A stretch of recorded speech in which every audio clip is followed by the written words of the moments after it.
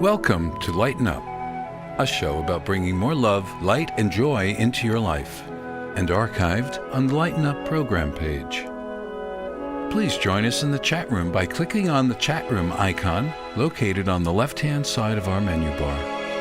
Now the host of Lighten Up, Isabel Merians.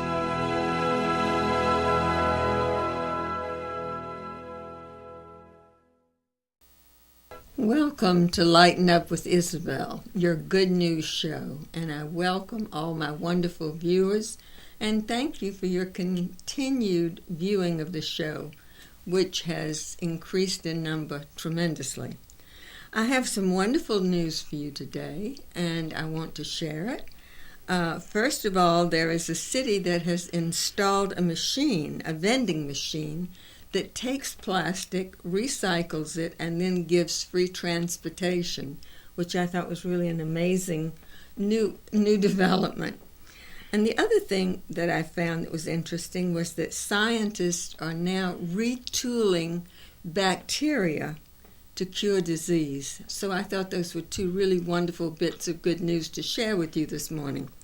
But the best news of all is my honored guest, Dr. Sharon Bernstein, who is president of the Defining Moment Foundation, which is a foundation which has had wonderful and effective change in Bergen County in the prevention of substance abuse and bullying. Welcome, Dr. B. Thank you. It's such an honor to be here on your show. Thank you for having me, and thank you for the kind words. Well, they're not even kind enough. And I have to say, I'm so impressed. I know you've helped hundreds and hundreds of people at this point with the foundation. And I'm so very proud of the work she does on an ongoing basis. It's really very extraordinary. Our program today is a bit different from the others. The program today I'm calling Wisdom of the Elders.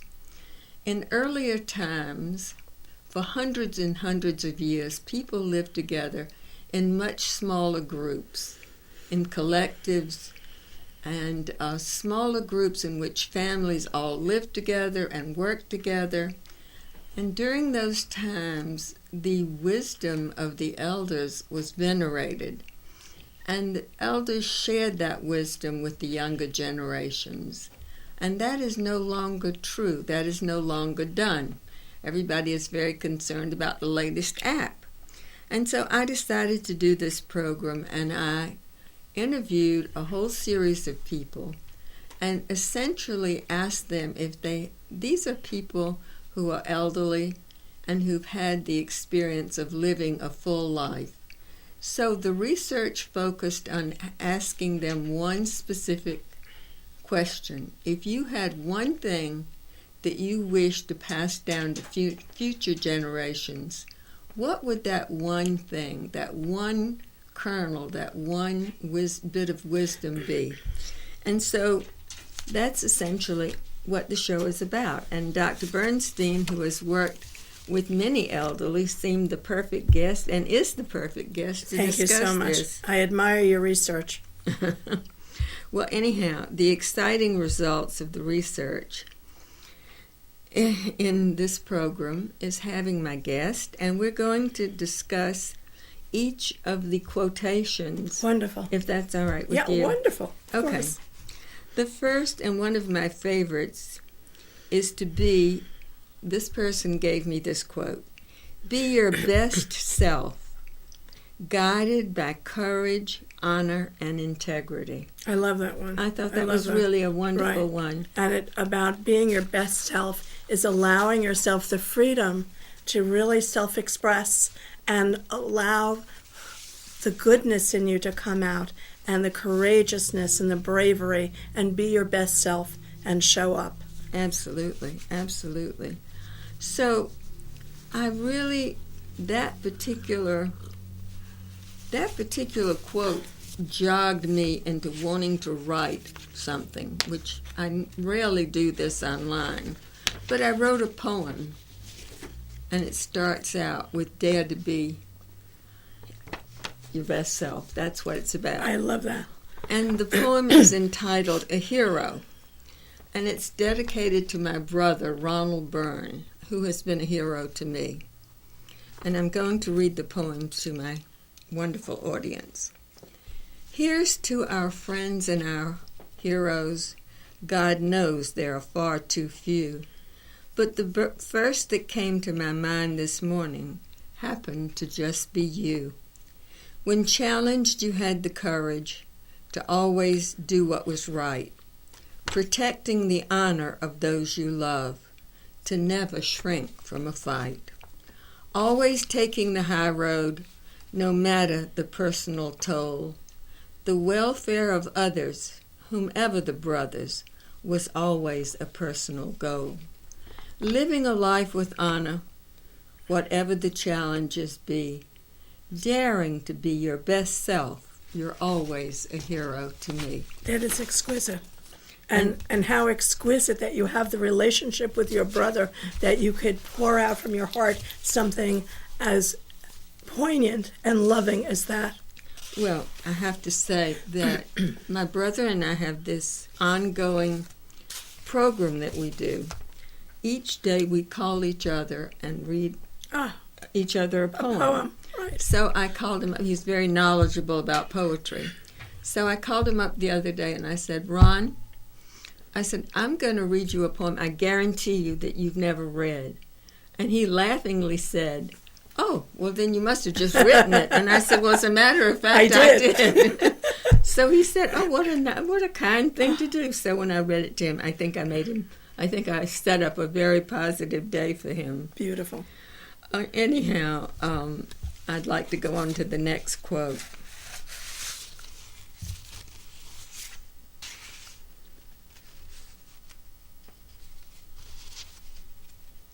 I have to find it. I'm so unused to all these notes. The second quote is always be true to yourself. Now, we've heard this statement made many times. Right. And what does being true to oneself mean to you? I mean... Well, excuse me, in a work sense, many years ago when we started the foundation, it was not popular to be teaching the things we were teaching.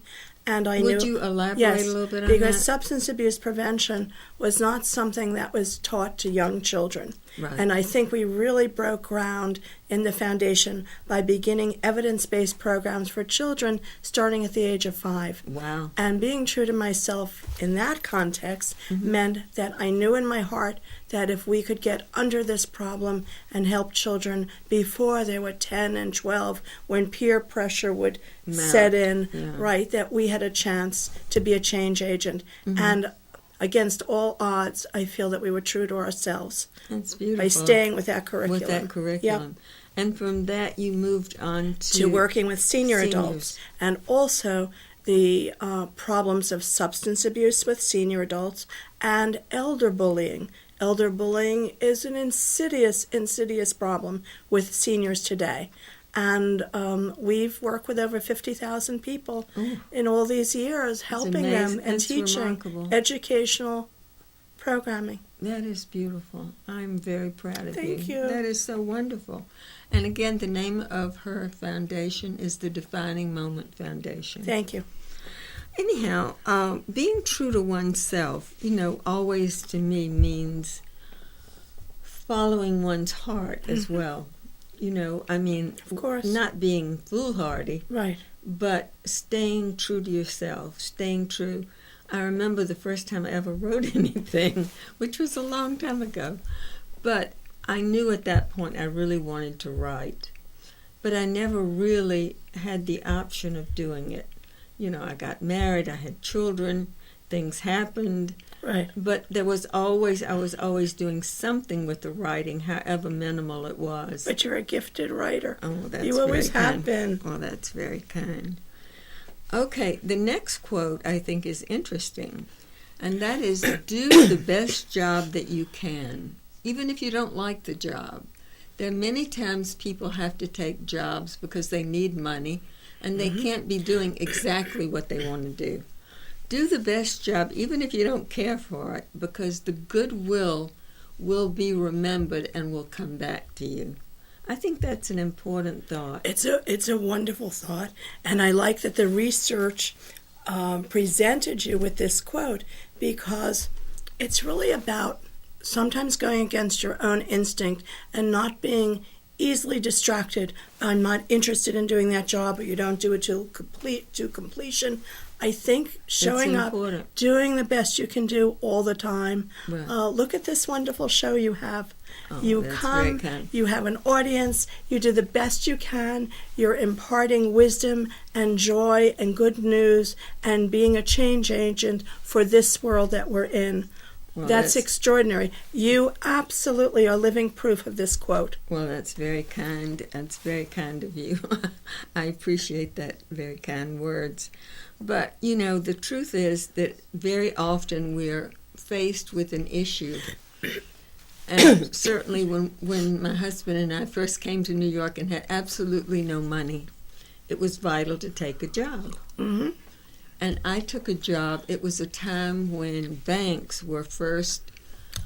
You know that bad story. I know the story. You know this evil story. I love this story. It was a time when the government was trying to enforce the concept of women executives in bank branches. Absolutely.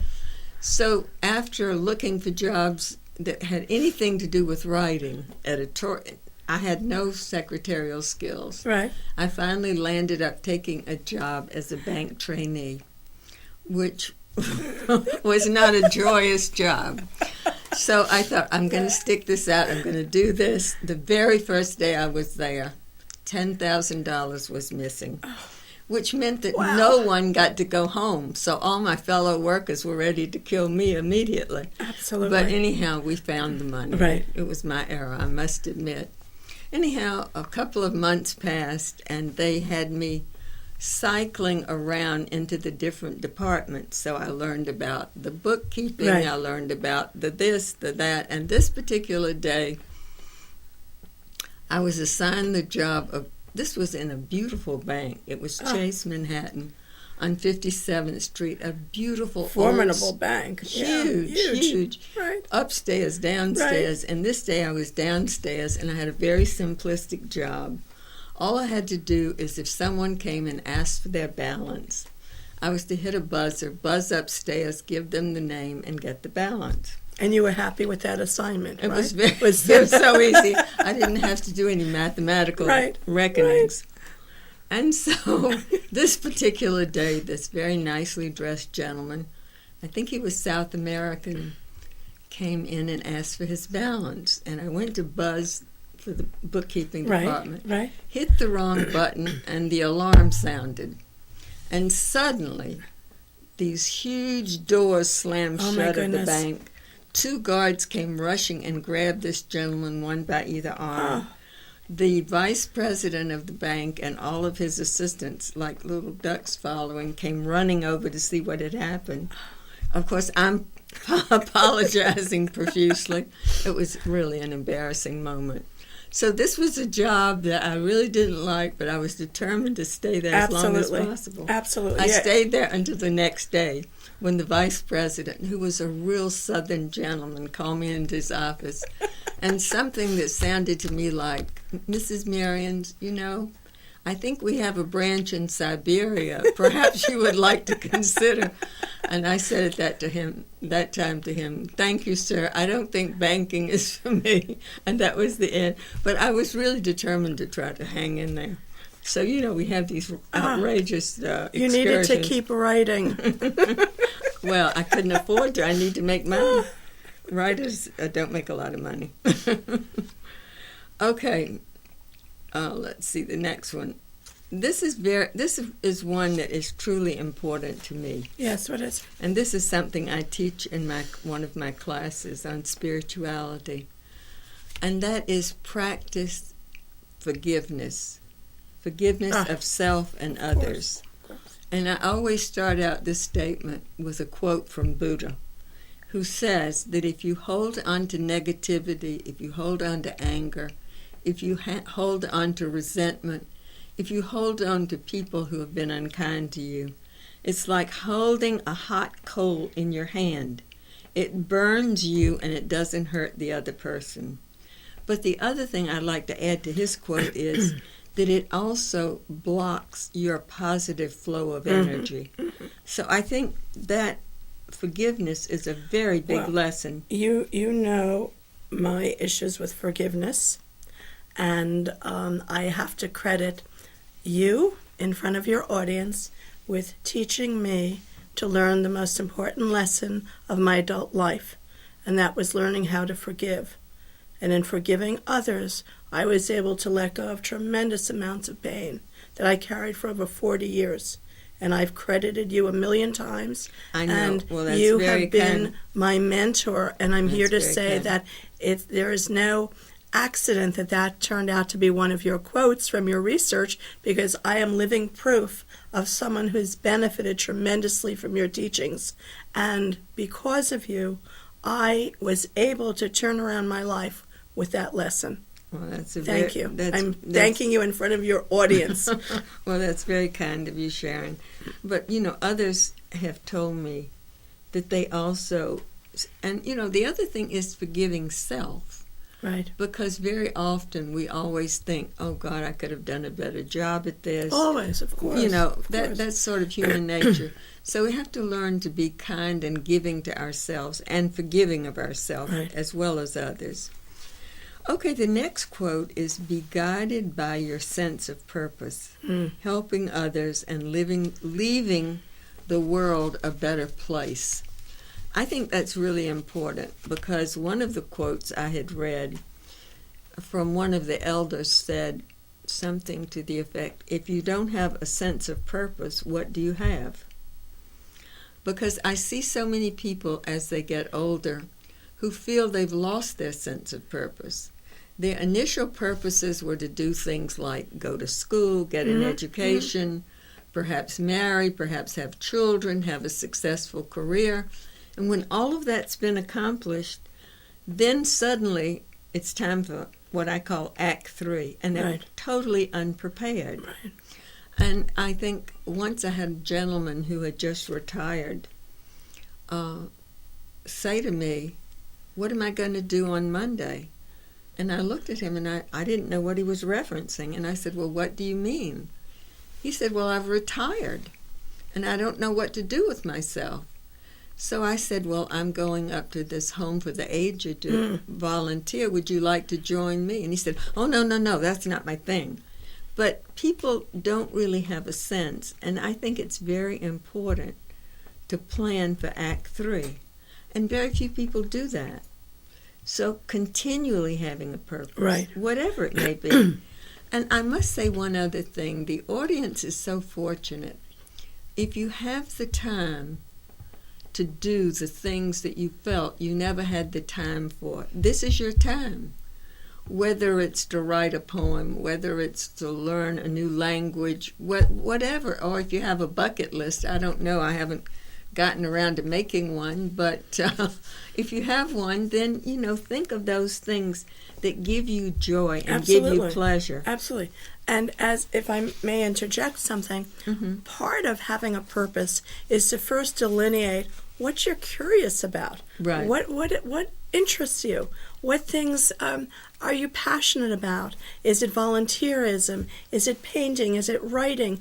If you stay curious, I kind of think that the purpose will fall into place. And with the purpose, you will have a sense that at any age you are able to make contributions. Absolutely. And your contributions count. And that's part of wisdom of the elders. That's what it's about. Thank you. That's a wonderful sharing. And I think that's very true. I think having curiosity is like saying yes to life. Ah, I love that. I mean, and of course, if you ask me what I'm curious about, I'd have to make you a whole list, because I'm curious about everything. Can you tell the story about your business cards? Well, that would be a little embarrassing, but, I just told an embarrassing story. Well, tell another one. See, my friend Sharon knows too much about me. Someone asked me once if I had a business card, and I said, I have many. I said, which one would you like? I love this. And it was sort of like when I published my book, And I was trying to delineate what they wanted to know, a little bio. I said, I have one that says art consultant. I have one that says hypnotherapist. And I went through one says writer. Author. I went through this whole list. Radio host. So how does one have a card that says all that? You know, they get bored reading it after a while. Oh, that's funny. But I think that having a sense of purpose is really very, very important. Let me just see where my next one is. Here we go. And this is a very important one to me personally. Mm-hmm. Have reverence and appreciation for all of the wonders of nature. Yes. I think too many people are so completely driven by technology today. They don't see the robin's nest for the app. They don't see the beauty around them because their brain is so focused on the latest and greatest iPhone. Mm-hmm. And so one of the things that is the most gratifying in all of our lives, or could be, is just walking outside and just looking around. I mean, I have a butterfly bush in my backyard. It's beautiful. And it's so elegant just to watch these magnificent butterflies. They do this ecstatic dance with each other, and it's just magnificent. So when you're stressed, instead of thinking, oh, I have to go to a class on yoga or meditation or whatever they think is relaxing, they could just go out and be in nature. Absolutely. Listen to the bird song, see the beauty of the trees, of the ocean, of the lake, of whatever you're near in the natural world. It becomes such a beautiful experience, and it really nourishes our souls. You know, I feel that Gaia, another name for Mother Earth, it's literally the mother of us all. She gives us everything we need. She gives us food, provides wood for everything we need to sustain ourselves. And yet people today are oblivious. I heard a program the other day, and this little boy was talking about his mother. And he said, sometimes my mother is very mean to me. She takes away all of my games and makes me go outside. And I thought, how sad is that? How absolutely sad is that? When my brother and I were growing up, we lived outdoors. The most awful thing for us is when we had to come in and have a meal. And all your adventures. Yeah, absolutely. But I really do feel that being in tune with nature is really exquisite. Is so exquisite. Yeah. Anyhow, I didn't mean to go on and on about that one, but it's important to me. And here's an interesting one that was given to me. Good manners show a consideration of others. You know, people who are half hour late all the time, or people who really are really showing a lack of consideration. I had a friend that I loved dearly. I still love her, but she was always late. Always 15 to 20 minutes late, no matter where we met, even if it was closer to where she lived than where I lived, always late. And one day, I waited for her for 45 minutes. And when she finally showed up, I said, where were you? And she said to me, oh, you know, this and this and whatever the excuse was. Right.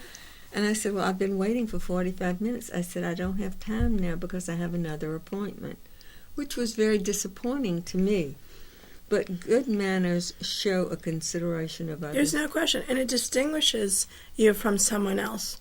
And we do a course on the power of acknowledgement.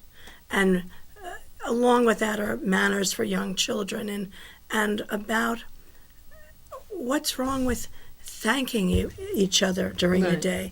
And that's, if you're staying in gratitude, it's really about, I'm thanking you for the ability to be here. I'm thanking you for the opportunity. I'm thanking you for the presence of your gifts that you share with me, of who you are as a woman, as a teacher. Well, it's extraordinary. It's and very it's kind. Really about a well-mannered person is a rarity today in this frantic, chaotic world. So when someone shows up who is gentle, who is well-mannered, is articulate, you really take notice of them.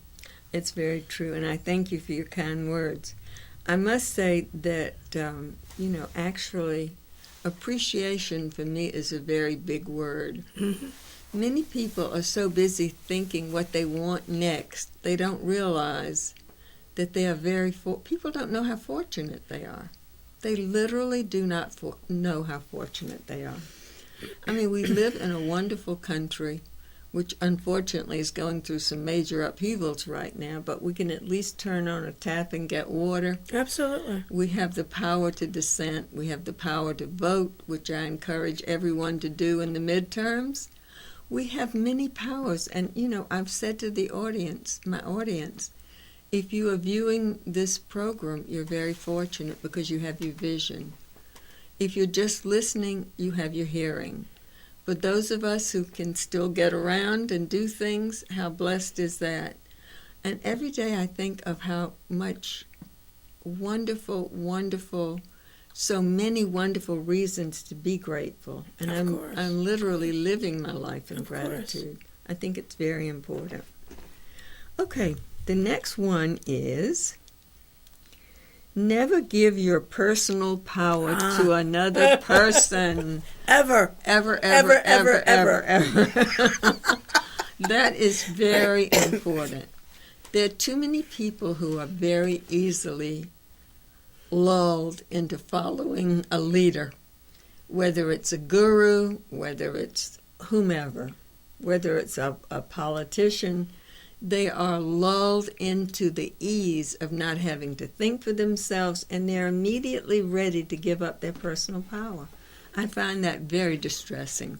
When young children are encouraged to follow the negative, unhealthy decision-making of their peers, they're absolutely giving up their power of self-determination and their power of refusal skills that are totally theirs to own and exhibit. Absolutely. I'm just relating it to your with programs. children. No, Right. I appreciate that. But you see it often with adults. Mm-hmm. As a matter of fact, I've always said that I always wanted to write a little book called Tiptoe Through the Gurus because I've had some really, really negative experiences with people who are supposedly very spiritual. And I'm really very dubious, and I question everything. And if you challenge these people, they go crazy because they're living on ego. Mm-hmm. So it's really kind of a crazy thing. Okay, the next point I want to make is, or this friend gave me the quote, is recognize your oneness with all that is. Mm. We think of ourselves as very separate units, as little walking compositions with our own thoughts and our own desires and our own will and our own drive and our own work. But essentially, we're all part of the same thing. We're all part of the same universe. And once you recognize your oneness with all that is, it diminishes negative ego. Absolutely, there's no question. And it's unifying. Absolutely. And it's a coming together of people with shared ideas and shared abilities and shared sensibilities, and it's where the future is. Absolutely. It's not a dissenting future. It's a future that's coming together with heart and soul and mind, and people acknowledging, as we're referring to elders, that there's so many contributions left to be made, and we can all work together and forge ahead and create something that's never been done before. Well, I think we're on the verge of that. I mean, I think people are beginning to realize when you see the fragmentation in this country right now, and you see what's going on in other parts of the world, that there's so much divisiveness and so much anger and so much negativity. And I think the concept of unification of a world, that can be better, that can be unified. Oh, there's no question. And the movements are coming from the children. Yeah. I see children with whom we've worked this year, they're going to Washington and they're marching and they're politically active and they're questioning. What's happening in the middle of the dissent is there's a national and international dialogue for positive change. Absolutely. It's extraordinary. Yeah. And how about the young people that are going to be speaking out about gun control? Absolutely. I mean, I think those young people are absolutely to be admired. Greatly. Absolutely. Okay, the next one is called, the next quote that was given to me was, "Be strong and follow your heart." Mm. Now, I know that can be difficult at times because, there's so many other things that come. In other words, if there's a situation where the intellect and the heart are in conflict, it's always wise to follow your heart if possible. Because that's the true, Right. that's who you Right. are, Right. is your heart. Right. And I think it's very important to follow one's heart and to do those things that you feel can be helpful to others, to do those things that help you be your best self. I try very hard to follow my heart, and my heart is about one statement: find what your gifts are and give them away. Help other people. That's a wonderful Do good way every of putting day. it. Live in gratitude. Stay curious. Yeah. Know that there are things to contribute and work to be done every day, and just go out and do it. Yeah. Be proactive. Be That's proactive. very important. Thank you for that. That's beautiful. And the last quote that I have is, "Believe that it is possible." Mm. So many people, say, "Oh, I would really like to do this. However," and then they give you a long list of negatives. But if you believe that things are possible, they will be possible. You can make them possible. And this was given to me by a young lady who is a very good friend. Actually, she's not an elder yet. She sneaked in under the wire. But it was really interesting because she got both her undergraduate degree and her graduate degree at Columbia University. Wow. And she said, "I would have never dreamt it possible, but I believed that I could do it." And I said to her, the greatest gift my parents ever gave me was believing that it was possible to do anything you chose to do. And to me, that was a really wonderful, great encouragement. That's incredible. I was blessed with wonderful parents who also encouraged me to go and do things. Yeah. And I was entering a field at the time that young girls from Brooklyn were not entering, and they encouraged me, and I was able to realize those educational dreams through that encouragement, saying, no matter what, if you really can do this, we know you can do it. Intend it to happen, and envision it, project it, and live it. Absolutely. Live it as though you have it already. Exactly. Well, our intentions, are what lead to our actions. Absolutely. So if we have good intentions, they're going to lead to good actions. And with that said, I'd like to thank Dr. Bernstein. We're finished? Oh. You want to stay for an We hour can or stay for two? an hour. And I want to thank our wonderful audience, as always, for being here today. Thank you.